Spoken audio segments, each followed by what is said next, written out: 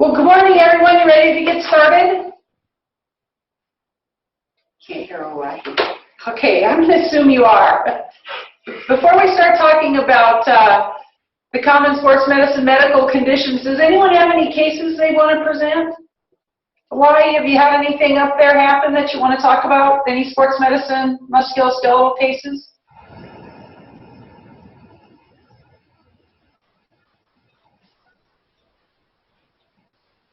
You're going to have to come up to the front. They can leave it unmuted. Yeah.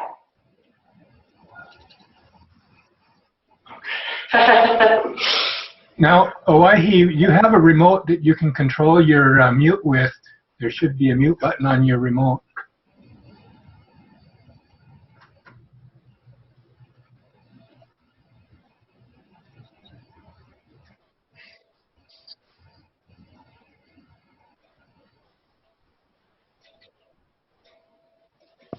There you go now. We don't have any cases to present. None? No. Any questions? Okay, I'll talk and you can ask questions as we go. Okay, thank you. So what I thought I'd go over today is just some common things we see in sports medicine which you may or may not come up against, but if you do, at least you'll know where to find some of the information. I wanted to talk about things like colds and mono and things that are common this time of year in case you do have patients that come in and they need to know when they can get back to their basketball or softball or track or whatever they're playing. So just starting with upper respiratory infections, because this is a question I get all the time. Students and athletes at the university want to know when they can come back, when is it safe to participate, what should they do. You know, these are really, really common this time of year. I tell people that typically they can continue training, just modify for fatigue, but if they have a fever, we're more concerned about things like myocarditis, so I never let them participate or play or work out if they have a fever. And other than that, it's really how they feel. If they have diarrhea and vomiting and they're at risk for being dehydrated, they certainly shouldn't work out, and if they have shortness of breath or severe cough. So a lot of that is just as tolerated. The only hard and fast rule for not participating in sports or doing your workouts is a fever. Have you had anybody with mono lately? We've had a big epidemic up at the university lately. I've seen a lot of kids with mono, and they come in with all kinds of different presenting complaints. The one I diagnosed yesterday just came in with swollen eyelids and some lymphadenopathy. She hadn't even really manifested all of her mono yet, but they come in and then they want to know, hey, what am I supposed to do? When can I get back to my workout? When can I get back to sport? So with mono, it's viral. The Epstein viral virus typically is the one that causes it, although CMV virus can as well. And they'll present with fever and fatigue and pharyngitis and lymphadenopathy. And that lymphadenopathy, especially in the students in the college, in the 15 to 25 age group, can be really, really significant. To the point where sometimes I actually end up using steroids just to try to help with some of that lymphadenopathy and pain. Splenomegaly is really common. You may or may not be able to feel that, but the spleen is that splenomegaly and the splenic rupture is the biggest complication that we see from mono. And we used to think that it was only related to the size of the spleen. So we used to do an ultrasound, hey, your spleen is normal, you're not at risk for rupturing your spleen. And now we found out that even a normal size spleen, it becomes more fragile with mono. Probably because it's still just so revved up trying to fight off that infection. So splenic rupture is the biggest complication that we see with mono, and it happens most of the time in the first 3 or 4 weeks. And the diagnosis for mono, typically we'll use a monospot, the heterophile antibody. And, in my experience, that doesn't tend to turn positive right in the very beginning. So I do have students that will come in who've had symptoms just for 1 or 2 days. I'm suspicious of mono. I may get a mono test and it's negative, or I may say, hey, if your symptoms are still here in a week or so, come back in and we'll check it. If you really can't figure it out, you're very suspicious of mono, you're really worried about return to play or some kind of participation, you can get the Epstein-Barr virus titers. And it's typical, you'll see IgM for an acute infection, and IgG shows a past infection. And there's a variety of when those antibodies go up and down, but typically you'll get a panel that'll say consistent with past infection, consistent with current infection. And really the treatment for mono is supportive, right? There's not any medicine that'll make it go away any faster.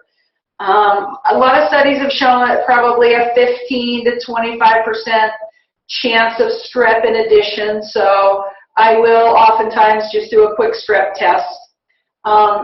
Ampicillin and amoxicillin pretty reliably cause a rash, and I actually had a patient come in a couple months ago that I thought was just a sinus infection. I gave him amoxicillin, and when he came back in 7 days with a really good rash, then I did this mono spot. So that's not typically how you want to diagnose mono, but it happens sometimes. So if I'm pretty suspicious of mono, but I also want to treat for some type of a bacterial infection. If it's strep, I'll go straight to penicillin unless they have an allergy, and or I may use Keflex to avoid that amoxicillin ampicillin rash. Steroids, again, don't make mono go away any faster, but for the folks who can't swallow, having severe pain, getting fluids down, you're worried about dehydration, you don't want to have to put them in the hospital for a couple of days to hydrate them. I will use steroids for the airway compromise. So how do you decide when they can get back to doing what they do? And again, in the older days, we used to do ultrasounds on spleens, and we would say, hey, okay, now your spleen's back to normal, you're okay to get back, or gee, your spleen's not enlarged, you must not be at risk.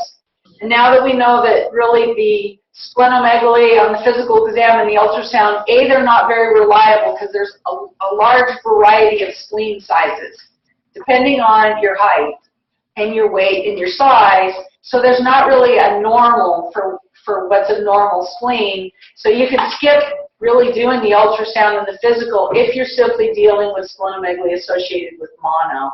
If you're worried about a spleen for some other reason, an ultrasound may be helpful. So we don't do an ultrasound to say, hey, you're ready to go or you're not. What we basically do is say you need to rest for the first 3 weeks. So yes, you can walk around and do some light activity, but no, no contact, no heavy lifting, no heavy Valsalva in the gym. Don't horse around with your roommate and get kicked in the belly. Don't wrestle with your brother. I did have a young man who ruptured his spleen wrestling with his brother at week 2. So we'll tell him light non-contact activity can start at week 4 and then really progress fully back to play at week 5. And if it's somebody that you're following, you could get them in again at week 3 or 4 and see them and then have them progress. But if you really want to have a pretty safe amount of time between when you diagnose mono and when they can actually get back to doing stuff, you can just say it's 4 weeks. I like to see them again, especially if I've done labs and they have elevated liver enzymes or anything like that. I like to see them one more time and see if those have gone back to normal and just see how they're feeling. Most of them will feel a lot better by 4 weeks, but some don't. So again, you really want to, the hard and fast rule should be no contact activity for 4 weeks, for a month. So I know it's hard if they're in high school basketball and this is going into the tournament or the wrestlers this time of year, but really they are at risk for rupturing their spleen, whether or not you feel like it's enlarged on the physical or whether or not you have an ultrasound that shows it's enlarged. So anybody have any questions about mono?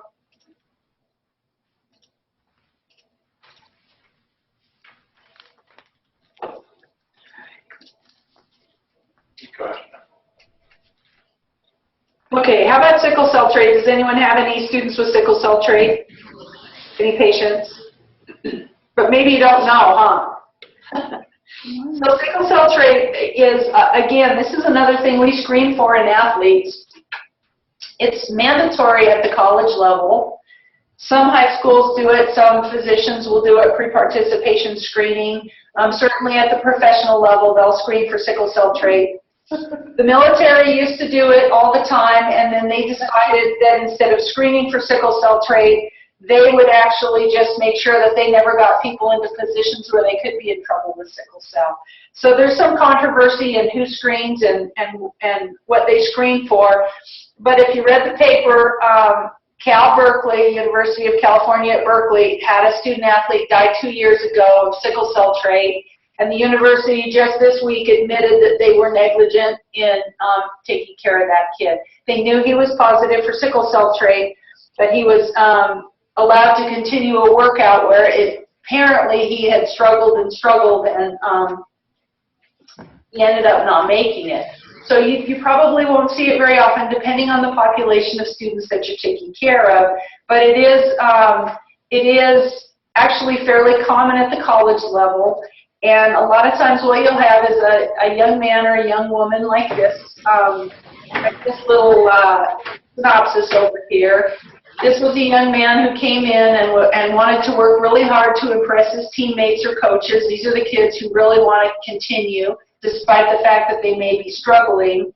And it's oftentimes when they haven't worked out a lot, and it's in the off-season workouts, like the spring workouts or the very first workouts or the August workouts. So this is when you want to watch these kids. And this young man, like I said, he wanted to impress his teammates. He had his strength coach out there. They were checking the body fat, and then they were going to go out and sprint them and see, gee, what do we have here in terms of our athletes? And these folks will run, and they don't seem to be in a whole lot of distress, which is what I think probably happened with the young man at Berkeley who previously died. They just, even when they collapse, you know, hey, my legs just don't seem to be working. It's not like a full body cramp screaming in pain.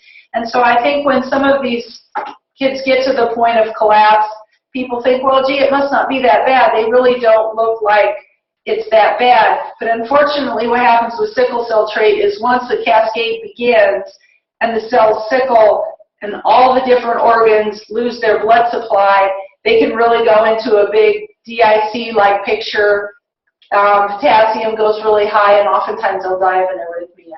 So again, this was a young man who was at one of the universities in Western Carolina University, and I just wanted to sort of show you a little synopsis of what that looks like. Hey, it's just my legs. I don't feel that bad. They did take him to the hospital. He collapsed.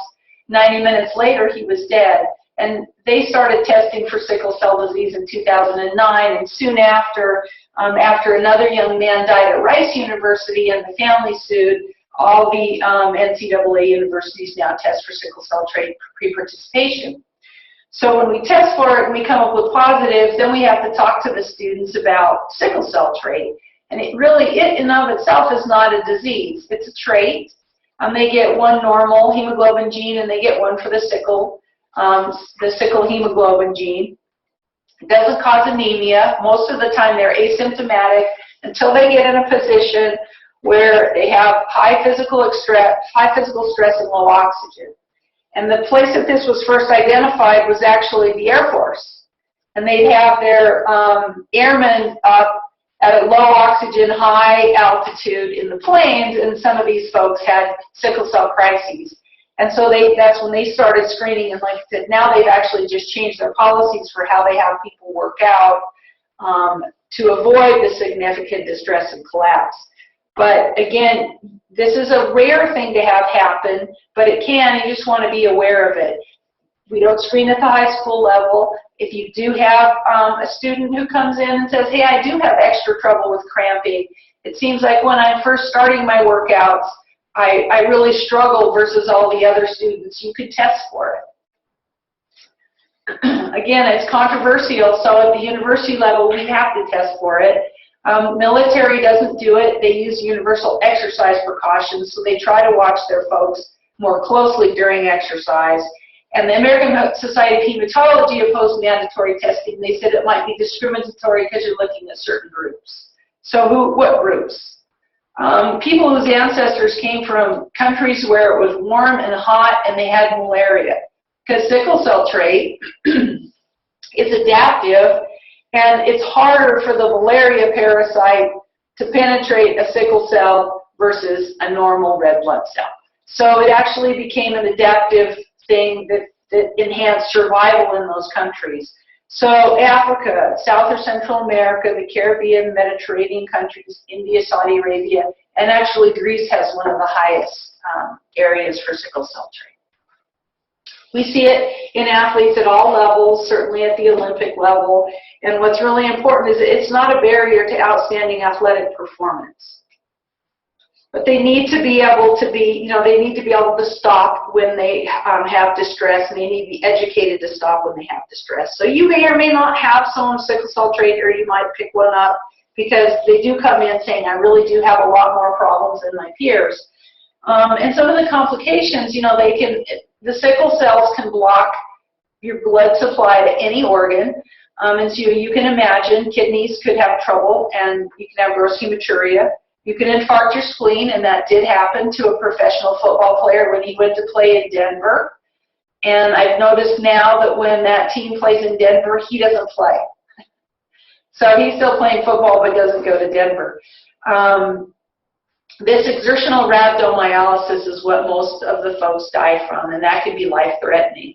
And really, it's the muscles, the working muscles, that are demanding more blood and oxygen. They don't get it. A lot of times these folks can be dehydrated. They're during a workout, and you can really have an exertional rhabdomyolysis where a lot of cells die, a lot of potassium is released, and if you don't have prompt emergency care, they'll die. And so when and why does it occur? Well, the harder and faster they go, the earlier and greater the sickling. So this can start in 2 or 3 minutes. And so most people don't think, geez, this young man or young woman only was out there for the first 2 or 3 minutes of sprints. How can they die from something that soon?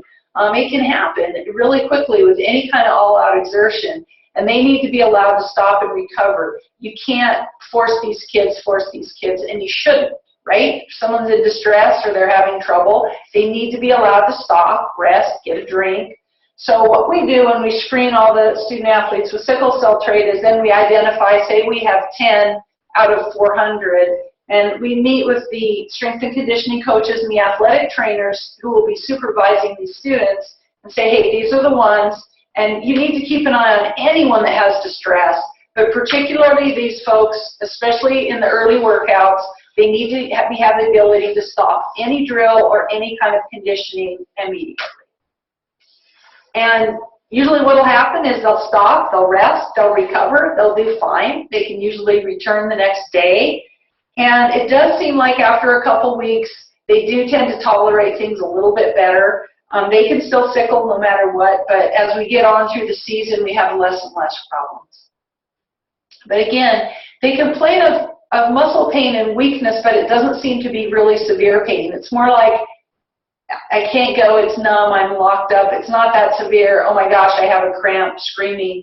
And a lot of times they'll slump to the ground because they've got this kind of locked up muscle pain and weakness, but they can talk.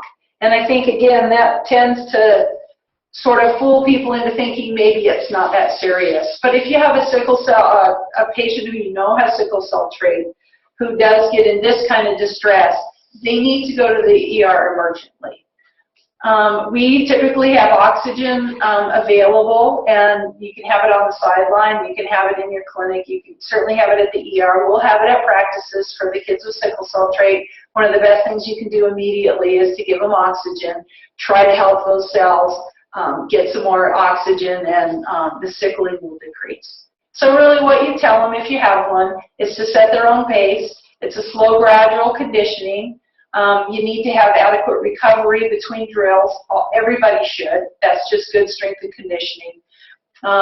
Really shouldn't do the all-out performance and exertion for longer than 2 or 3 minutes without a breather, especially when they're just starting in. It's the beginning of the season. They're just beginning practices or spring conditioning. The things that the old coach where you came in and you had to do a timed 5-mile run the very first day of practice, that's where kids died. So we try to encourage our coaches, could we not do that? You know, the death run or whatever they call it, literally was in some cases. And really important that they stay hydrated, especially if it's hot. If they start struggling, they need to stop immediately, and we counsel the students who have sickle cell trait to do this, as well as the coaches and the trainers. If they're ill, no extreme exercise, but we tell everybody that. No exercise with fever, same as what we talked about in the beginning. Asthma can make it worse, so you want to maintain good asthma care. And then, again, supplemental oxygen at altitude. We do have teams that come here from places that are like a Georgia or Mississippi or Louisiana, and they'll contact us ahead of time sometimes and say, can we get oxygen on the sidelines? And we help do that for them. And that's typically for their sickle cell kids, and they're coming to an elevation that's about, the stadium is about 4,700 feet. So I want to talk about a little bit about heat illness. Does anyone have any questions about sickle cell trait? Chris? Hi. Hi. Just, you know, if let's say we have a child that comes in for their pre-port physical and they put on their, you know, sickle cell, should we make any kind of notation as far as, you know, in our report? Should we make a notation to the coaches, you know, allow for rest, or do we assume that they know that? What should we do to kind of protect ourselves if we do have a child that shows up? If they come in and they say, hey, my screen at birth, I have sickle cell trait. Yes. Yes, I would talk to the coaches or athletic trainers, whoever you have, directly. I wouldn't just write it on the note. I'd call and say, Coach Smith, I need to spend 5 minutes, 10 minutes with you educating you about sickle cell trait. Here's a little handout. Can we talk about it? Or this is what we need to do with this student athlete. Somebody should be there at practice, keeping an eye. Because you know how young kids are, they want to do their best, and they try really, really hard, sometimes beyond the point that they should, to try to impress a coach or make a team. And somebody needs to be there to say, whoa, we pull you back a little. So I would talk to the student and their parents, in your case, because I'm assuming they're going to be under 18. And I would call the coach or the athletic trainer or both and just say, hey, here's a little education. A lot of times they don't know about it, and then, you know, we go from there. You need permission to talk to the coaches. We always have that with ours, but most of the time the parents are more than willing to give that. And I'd say, here are the precautions. It's not a disease, not anything that should make them any different, but you need to watch them a little more carefully. If they start to struggle, you need to stop right away. Let them rest. Let them kind of go at their own pace, especially in the beginning.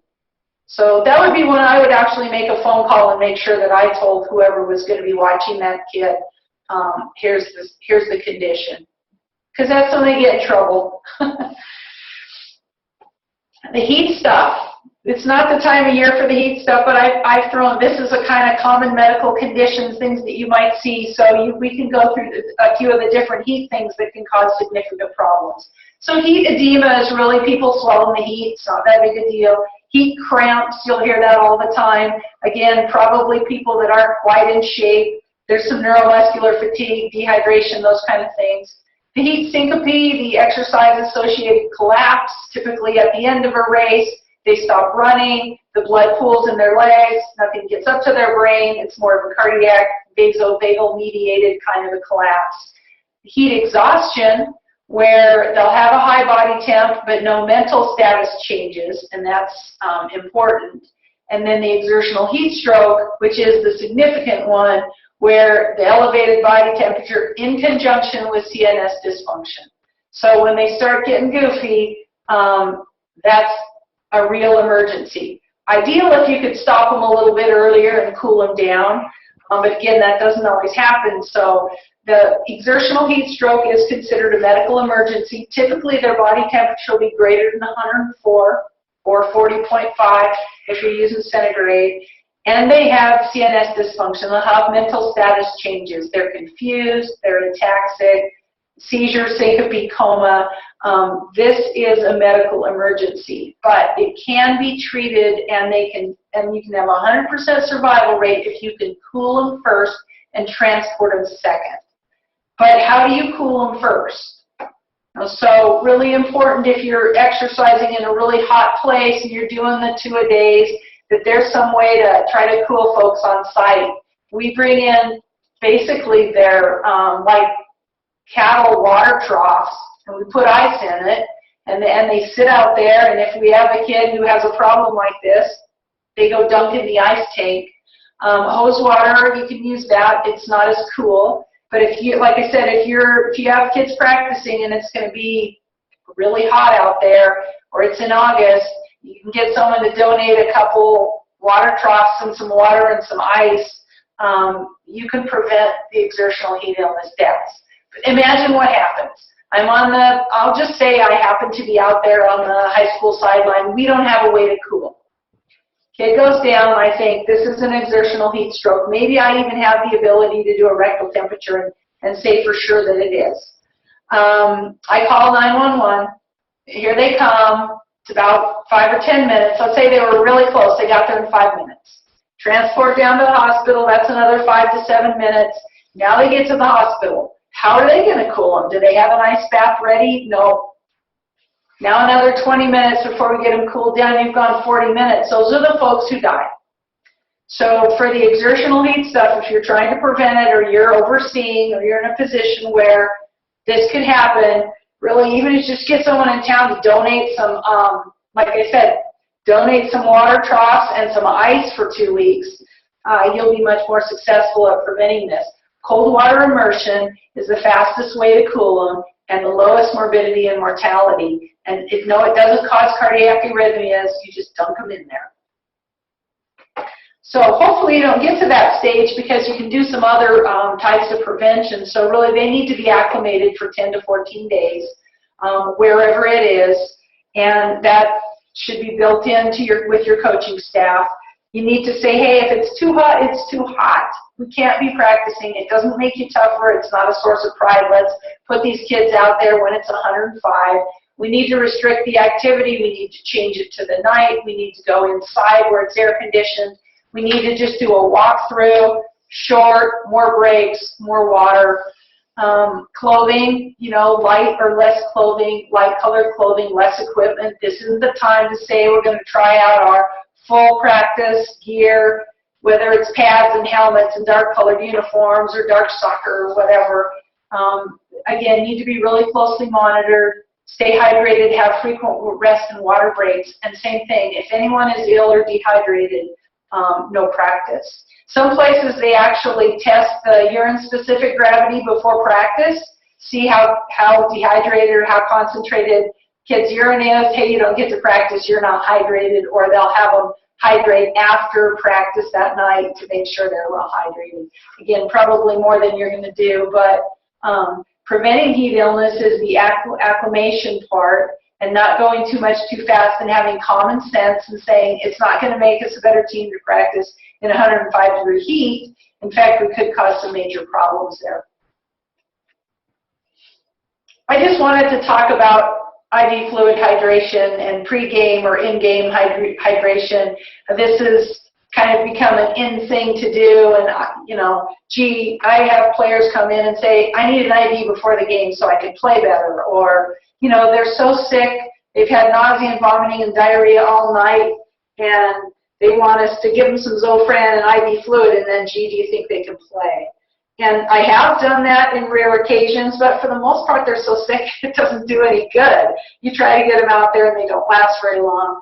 But in the NFL, they do 75% use some kind of pregame IV fluid hydration. And they like to hyperhydrate before competition. And the reason I just put this on there was I thought it was interesting. And a study came out recently and said it doesn't actually help at all. It's better to orally hydrate. So if you have a mouth, drink. Hydrating at halftime doesn't help performance. Hydrating orally, IV hydration at halftime doesn't help perform. Oral hydration helps more. That's because your body's used to having hydration go this way and out that way. So for performance enhancement, IV fluid hydration shouldn't be done. And I think, especially if you have somebody at the high school level that's so sick that they need IV fluids, personally, I wouldn't put them out there to play. But the number one reason for this is player request. And it's done very, very commonly. It's sort of a myth that's out there. There have been a couple articles now that say it doesn't really help. But with the Super Bowl coming up, you might hear so-and-so's getting his IV fluids before the game, and now you can know. He probably would have done better if he would have used his mouth instead of his vein. Cardiac stuff, this comes up commonly too. We've had Dr. Fuller on. Should we be doing EKGs on everybody? How do you clear kids for participation with a variety of cardiac problems? You read about this in the paper. You see it all the time. If kids aren't dying from concussion, now they're dying from some kind of sudden cardiac death, and it's not uncommon. You can see there are a lot of different kinds, but certainly in the less than 35-year age group, it's the hypertrophic cardiomyopathy, which can be hard to screen for, and a lot of times the first sign that you have that is sudden cardiac death. Over 35 is coronary heart disease, so that's much more common as you get older. And so the question always is, what should we do? How should we screen? Can we prevent these? So the American Heart Association came up with pre-participation screening questions that are on our pre-participation exam, the one that you do for the high school kids. They're on the college, and they came along and they want to know about history. Do you have chest pain or discomfort with exertion? Have you ever had syncope? Do you have excessive dyspnea and fatigue? Have you had heartburn or elevated blood pressure? Is there premature death in your family? Has anyone had one of these things? Or are there specific cardiac conditions in your family? And the problem with these is if you look through it is, I will tell you, if I go out to run right now, I'm going to have some chest pain. I'm going to have some exertional. I'm going to think I'm more fatigued than it. So they're pretty non-specific questions, and you get a lot of false positives that you have to work up. Someone says, is there a better way to do it? Is there something better than history? The physical is probably even less helpful because, a lot of people I can't remember what all the heart murmurs are. I can recognize one when it's there. I can't always tell you exactly what the etiology is. We should be checking femoral pulses, but again, more of a crude way to look for coarctation. Echo's certainly better. Do they have the physical stigmata of Marfan's, and what's their blood pressure? So again, these things are kind of hit or miss. They don't pick up a lot. We put the Marfan's criteria on there. I'm constantly looking at kids, especially at the college level, the big, tall volleyball players and basketball players, and saying, do I need to work this person up for Marfan's? And if so, I can't quite remember. So again, it's one of those things that we should have in the back of our mind, but it's not super helpful as far as screening. And I just put this in here so you know that some of those questions may be changing. And Stanford actually has what they call the Stanford elements for cardiac pre-participation screening. And it's not been validated yet, but they're looking at it as a way to decrease some of the false positives, so that we have a fewer false positives. You don't have to work up every kid who says, yes, I get tired when I exercise, and to update it based on what the latest evidence is. And I just stuck this in here if you want to go back to this or not. They really ask a lot of the same questions, but they think they're a little bit more specific.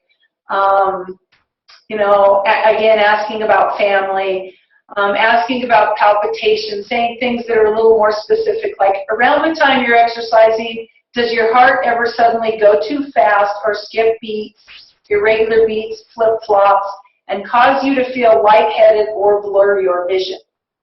It's a pretty specific question. So although I might say, yeah, I feel extra tired when I run and sometimes short of breath, I'm not going to answer. I've never had that, so I'm going to say no. So they're trying to do or find some better questions for us when we're out there doing these pre-participation physicals, to be a little more specific, to have not quite so many false positives, because when you get a positive on one of those, you got to do the workup, right? Now they can't participate until they have X, Y, Z, whatever it is you decide. They're getting an EKG, they're getting an echo, they're seeing the cardiologist. So I just want you to know these aren't validated. They're not on the pre-participation physical yet, but people are trying to come up with what they think are some better screening questions that perhaps can help us decrease the false positives. Dr. Fuller has come and talked to us before about EKG screening. It does have good sensitivity. The problem with EKG screening right now, and the reason it's not universally used in this country, is that there are specific criteria on the EKG that you need to know to be able to read a pre-participation EKG. And even a lot of the cardiologists don't know those. So we don't have enough people trained to read the EKGs. So what's the point of doing universal EKG screening when there's not a workforce that can look at them with some sort of educated idea of what they're looking for in terms of these criteria. So the criteria are out there. They look like they're pretty good. They're also in progress. And it may be that someday we have an EKG machine that just reads pre-participation EKGs and gives you a red flag. Hey, this one didn't meet, the criteria to be normal. This one needs to go on to a cardiologist or have an echo or a whatever. But for right now, that universal EKG screening is not recommended. However, if you have someone who you're worried about and you think you want to get an EKG on them, make sure that that EKG gets looked at by a cardiologist who's sensitive to the idea of the pre-participation sports screening guidelines, which are also Stanford criteria and Seattle criteria. And doing screening echoes, they'll do them out there. You'll hear a school brings in the echo machine. Every kid gets an echo for $50. It's timely. It's expensive. It's scary. It tends to go to school districts where maybe the parents could afford the echo and then not to places where they can't. So it may not be totally fair as far as who gets the screening, and there's false positives. So echo's not recommended as a regular screening, although there are some parents now who, have read about all this and will say, I want to pay for an echo before my kid starts to play sports, and you can get that. Again, you want to have someone look at it who knows what they're doing in terms of what some of the criteria what some of the normal changes you might see in athletes are on echo, because there are some norms and some abnormals to look for. Genetic screening may be where we go in the future. I think the most important thing, since we're not going to be able to do as much primary prevention as we want. Not everybody's getting an EKG and an echo and a genetic test before they get to go out and participate in sports. So if you can have one thing available for this, preventing this, it's an AED on site. Because again, it's great when we call 911 and here they're at our place really quickly. But if they're not, or you're in a rural area, they're going to take 10 or 15 minutes to get there or longer. You need to have an AED on site. And somebody needs to know where it is and how to use it and keep an eye on it and make sure they have batteries and pads and things with it. Because I was in a venue once where I had a coach come with chest pain. I was worried about this. I called 911. I knew they were going to take 10 minutes to get there. I asked for the AED, which they had. The security guard brought it to me. I opened it up. There were no pads. So I was like, great. All I'm going to be able to do is hit him over the chest with it, right? So if you're the one who's on the sideline or you're the one who may need to use it, check it beforehand. So anytime I cover an event where I go and I want an AED, and if I don't have one, I take one from student health with me. Before I go, I open it up and I check it. The battery's good. There's an extra battery if I need it. The pads are there. I always stick in a towel and a razor in case I need to shave somebody. So if you're the person who's going to be in charge of having to use it, check it before you need it. If you have it at your school or in somebody's office, every day that you're there, someone should just check it. Yeah, the battery's working, and then once a month a full check on, are the pads okay? When's the battery going to expire, etc. Do some training. They're really easy to use nowadays. You open them up and turn them on, and they tell you what to do. And you should be able to just listen to the prompts and go through it. But it's always nice to do that before you're in a total stressful situation. And I always, when I train folks, I say put it on every unconscious athlete, because sometimes you can get fooled. And a really good case was a high school basketball player was playing basketball, fell down and hit his head, got up, looked wobbly, went down. Everybody thought head injury, concussion, right? No one put on the AED. He died of a primary cardiac arrhythmia. He fell down the first time because he was going into the arrhythmia, and then nobody ever checked his pulse. So A concussion's not going to kill you as fast as a cardiac event. So get over there, and if you don't totally feel a good pulse or you're not, I just say put it on. Put it on any unconscious athlete, and it's not going to shock someone who doesn't need a shock. And then you can worry about the C-spine and the head injury, because that's not going to kill them as fast as cardiac. So have one, know where it is, make sure it's maintained, and make sure the people that might have to use it know how. And, you know, you'll save lives with that, because you need to get to them within you need to defibrillate within the first 10 minutes. Every minute is a 10% less chance of recovering. After 10 minutes, even if you have a young, healthy athlete, you don't have a good chance of a full neurologic recovery. So as far as the sudden cardiac death stuff goes, that's great to do your screening and your physical and try to find those things out, but we're going to rely on secondary prevention, which is to have an AED. And if you don't have one, maybe you can find a place to get one. Someone will buy one. They're cheaper now. Can you have a fundraiser? Will someone donate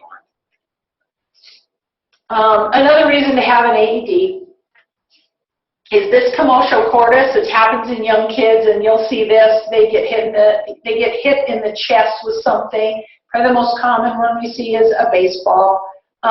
Instead of going through the ventricular tachycardia, where your heart's actually still pumping a little bit of blood sometimes, gives you a little more time, they go immediately to ventricular fibrillation. You know, when the ventricles fibrillate, nothing is happening. You have less time. We have 3% survival if resuscitation started after 3 minutes. So you got to get right out there with an AED. So Little League and those places have started trying to get these and have them and have people trained to use them. You'll see them get hit, and then boom, they'll go straight down. You'll also see this, these little kids that do martial arts, same thing, get kicked in the chest, down they go. Most common in males, less than age 18. Less common in females, especially as they get older, because women then have more tissue over their heart that tends not to transmit quite as much force. They'll have this just brief period of consciousness, kind of look like, gee, what happened? And then boom, down they go. Or they may just instantaneously collapse. Got to run out there with the AED, immediate defibrillation, and they can do fine if you can get out there with an AED. So it's another reason to have one around if you don't have one. I just want to talk about this because now we're seeing it with everybody. We did have a couple outbreaks in the student athletes, and now I just see it college students in general, and it's the MRSA, the methicillin-resistant Staph Aureus, and when we do cultures in our clinic, we're up at about 70%. So if someone comes in with this, you could think MRSA. Everybody says it's a spider bite. I think I got bit by a spider. It's not a spider bite most of the time. Spiders get bum route. It tends to be very painful. I come in and it's not even that much, you know, maybe not that impressive an abscess, and it really hurts. You need to be cognizant that that's probably MRSA and needs to be treated appropriately. Studies will say if it's less than 5 centimeters, you can simply treat it with IND only. Sometimes these aren't ready to IND, you know, I can't IND them, they're not fluctuant yet, they're really indurated. Sometimes I'm just chicken and I cover them anyway. Think antibiotics, Bactrim if they're not sulfa-allergic. You can use doxyclinda, vancomycin IV, and then some of the broader spectrum antibiotics that are coming out, and the new one just got approved the other day. Return to play or return to participation or school, you know, we'll let them go back 24 hours. If it's treated, they've been on antibiotics and they're improving. Again, you know, you don't want a goopy, drippy, oozy infection that someone else can touch. It has to be covered. And then this can be cultured from surfaces and athletic equipment. So if you get 1 or 2 in your wrestlers or your student athletes, you might want to look at how are they treating the mats, how are they cleaning the weight room, et cetera, et cetera. Gyms, you know, you go to a gym now, everything gets sprayed down and you're supposed to wash afterward. At the gym at the university, they have their students, there are student workers going through cleaning things all the time because it can be cultured from surfaces and athletic equipment. And this one, common right now with wrestling, if you're taking care of any wrestlers, you may see this, the herpes virus. Herpes virus in wrestling, again, is really common. It's very contagious. Wrestlers have lots of skin-to-skin contact. And then you get these grouped vesicles on an erythematous base. It's a herpes simplex. And really, once that happens, that team is in trouble. You got to then you got to isolate the person that has it. You got to be looking at everybody else. No direct contact with other athletes. Skin check. These are done for wrestlers this time of year, early on the day of competition. And if there's anything that looks like it's not good, they need to be disqualified, and that's really hard, especially as they're getting up closer and closer to some of the regional and state tournaments this time of year. They don't want to be disqualified, but you got to watch out for this because it's so contagious. And they need to be treated with an antiviral for 10 days. And again, return to wrestling. I put this in. You can look back to it. You're probably not going to memorize it, but if you have someone that you have disqualified now, when can they get back? And really, they can't have systemic symptoms. They can't have new blisters for 72 hours. The lesions must not be moist. They have to be all dried and surrounded by a good scab. And they have to be on appropriate dosage of the antiviral therapy for at least 120 hours before they start the tournament. So they're not going to be able to come in at 2 days before the state tournament with the herpes and participate. Like I said, that's really hard for them. Again, they've got some information here. You can do the herpes antigen assay or the Zank prep if it's questionable, but if it's questionable and you're under the gun that can they wrestle that day, you're going to have to say no unless you can rule that out. And if you have a wrestler who comes in and he's had a couple episodes, he gets recurrent cold sores on his lips, a herpes simplex someplace else, you can do season-long prophylaxis where you just put them on an antiviral during the season, and some places do that. You don't want to lose their wrestlers. It's really important, especially at the college level. They'll put them on for the whole season. Here's a tinea.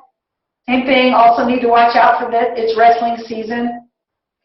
72 hours of topical therapy, 2 weeks if it's a scalp lesion. If they have extensive and active lesions, they need to be disqualified. Again, if you can't properly cover it, wrestlers leave a lot of skin uncovered. Those little singlets don't cover a lot. If it can't be covered, they can't participate. And again, it's tough for them because they know, a lot of wrestlers know, no, I've got something on my skin, I might not be able to wrestle. So sometimes they'll come right away and try to get it treated, and sometimes they'll try to hide it and think maybe I'll get by without being found out, and they get really upset when you disqualify them, especially at the state tournament. And we had a kid a couple of years ago who had some burns on his arms because he didn't wear his protective clothing in welding class. And the first day we looked at him, everything looked okay, and 2 days later he'd really developed some secondary infection and got disqualified. He's going to go on to the state tournament and probably do really well, and his coach and his parents and the student were pretty upset. But, you can't let someone else be exposed, and so when you have to say no, it's hard. So better if you're working with a wrestling team or looking at them, giving the coach some information about here's what to look out for and here's what to find out.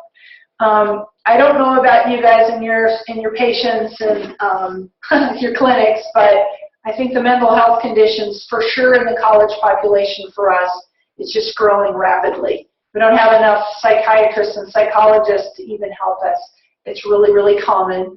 It's certainly common in athletes, injuries, and I think sometimes we get so focused on the physical part of the ACL as we forget to talk to them about, what this means in terms of your mental status, and even after they've come back. Sometimes it's almost like a little post-traumatic stress, or they're afraid to come back, or I don't want to get hurt again. And gee, everybody wants me to come back and play, and maybe they don't. So I just want you to address, be aware that there are a lot of psychiatric conditions that happen in everybody, and in athletes, they tend to be driven a little bit more, and they will be prone to these kind of things. Maybe the end of their career, injury, treatment failures, or just common things are common. They're an athlete, and they have a mental health issue. Eating disorders are common. It's National Eating Disorder Week soon. 90% of them are female, but males are affected too. They're a little harder to pick up because they don't tend to look anorexic. They tend to be in really good shape. Maybe the kids that watch their diet very, very carefully and exercise 6 hours a day, and they can get stress fractures and other problems, so you want to watch out for those. And if you have someone you can send them to that has an interest in sports and athletes and mental health, that's great. They're sort of few and far between. I know a couple if you need that kind of a referral, but you can do it. At least you can address it and start it and head them in the right direction. Just be aware that mental health issues are really common in everybody, but certainly in those athletes. So that was just kind of a quick and dirty, a lot of little things to watch out for. Anybody have any questions about that?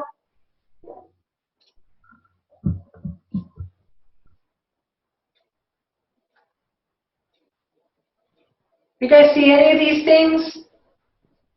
Any wrestlers lately with skin infections, kids with mono? Probably not heat illness right now, but are you seeing some of this? Okay, unmute. Can you unmute? Krista. Welcome. Sorry. There you are. Sorry. I have seen that in the past where, we've had a whole lot of wrestlers at once come in. And so I sent out a little notice to the other providers, because we're not that big here, that, I am seeing a lot of MRSA in the population. And I had one of the providers call me and just really jump all over me about how that was a HIPAA violation, although I didn't use any names or anything. Do you think that when we start seeing a lot of a certain type of thing that we should, warn other people in our area, or are they just on their own, or what do you guys do?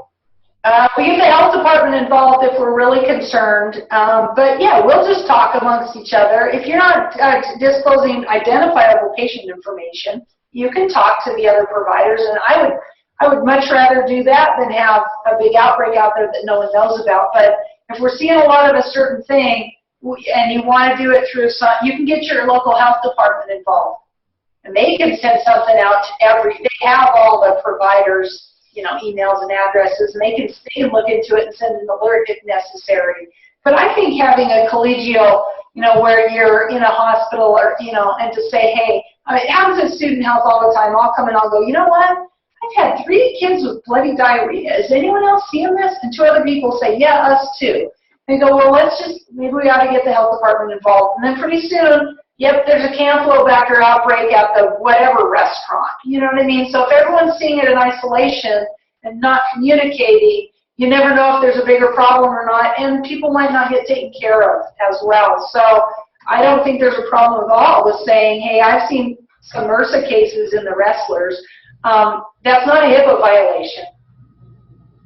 And I think it's a good idea, but I want to put the safety and health of the student athletes first, or your patients first. But if you think that's a problem, you can always contact someone from your local health department and say, hey, what are you guys seeing down there? They're oftentimes getting cultures, but that's what we do with reportable conditions to the health department, right? The gonorrhea, the chlamydia, and HIV, and all those things. So there's a formal system there if you want to use that, but I oftentimes will talk to my colleagues about things when we're seeing, and when I think I'm seeing a number of strange cases, something that's unusual. And I would definitely be, if I have 2 or 3 wrestlers come in, somebody needs to talk to that wrestling team and that athletic trainer, athletic director at that school and say, hey, we could have a problem here, and we need to look into it. Thanks, Doc. Good talk. Thank you. You're welcome. Anyone else have any questions? I have a question. Yeah. I am a coach, and I'm also an EMT. Yep. And I just want to relay to you the stress of being on top is tough. We have to, as a coach, we have to do our best, push our kids, and I realize there are limits that our kids have. My question is, we have football here in Hawaii, and they do practice in very hot weather. So if a child goes down, a player goes down, our best interest, or what would you suggest? Would pick them up and take them to the football locker room where they have a tub and immediately put them in cold water? Is that what you suggest? Yep, I do. And I had to fight with our local EMS about that because they wanted to take them. And I said, where are you going to cool them? And really every document says cool first, transport second. So you just ahead of time say they're going to practice in the hot weather. We're going to have the cooling tubs within a few minutes. I'm assuming the football locker room's fairly close, right? It is. It is. And you're not going to hurt. They might be uncomfortable getting in the cold water if they don't have a heat stroke, but you're not going to hurt them any more than you would if you didn't put them in. So even I have a rectal temperature probe. Again, that's controversial, especially with high school barrel. I don't know, like look, if it means your kids will live or die, right? But if you don't have it, you think they're hot, they're confused. I'm putting them in there. And then I'll worry about what happens, and you guys could transport and get your temperatures and all those kind of things.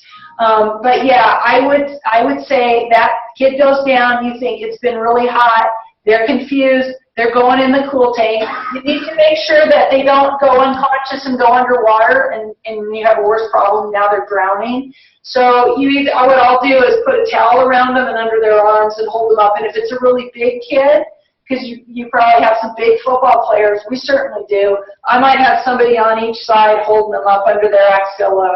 Try to get as much of their body as I can in that cold tank. And you really only need to probably be in there for about 10 minutes. Stir the water, so you continually move the hot water away from their body and the cool, and then they'll start to come around, and then you can do your IV and transport and all that kind of stuff. But yeah, I would take them over and dunk them. Make sure Thank you. they go underwater though. Thank you so much.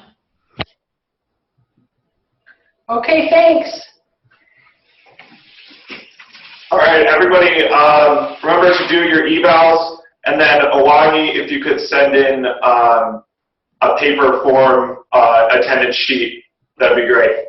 Thank you. Thanks, everybody. Okay, thank you. Excellent talk.